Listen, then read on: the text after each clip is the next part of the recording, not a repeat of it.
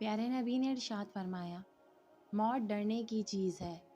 لہٰذا جب تم جنازہ دیکھو تو کھڑے ہو جاؤ۔ حضرت عبداللہ بن عمر رضی اللہ تعالیٰ عنہ سے روایت ہے کہ نبی پاک نے ارشاد فرمایا، جس کے مال کو ناحق چھیننے کی کوشش کی گئی تو مال کا مالک اس سے لڑا، اگر وہ مالک قتل ہو جائے تو شہید ہے۔ نبی پاک نے ارشاد فرمایا، اللہ تعالیٰ فرماتا ہے،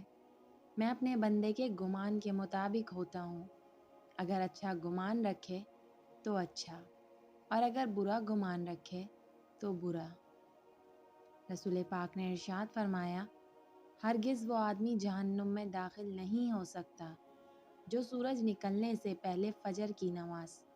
اور سورج غروب ہونے سے پہلے عصر کی نماز پڑھے۔ حضرت عبداللہ بن عمر رضی اللہ تعالیٰ عنہ بیان کرتے ہیں کہ 4 خوبیاں ایسی ہیں کہ جب وہ تجھے مل جائیں تو پھر دنیا کی باقی چیزیں تجھ سے جاتی بھی رہیں تو تجھے کوئی نقصان نہیں: اچھا اخلاق، رزق حلال، سچی بات اور امانت کی حفاظت۔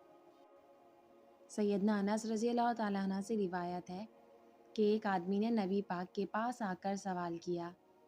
تو آپ نے 2 پہاڑوں کے درمیان جتنی بکریاں تھیں اسے دے دیں۔ وہ شخص اپنی قوم کے پاس گیا اور کہا، لوگو مسلمان ہو جاؤ، محمد اس طرح چیزیں دے دیتے ہیں کہ آپ کو فاقے کا کوئی ڈر نہیں۔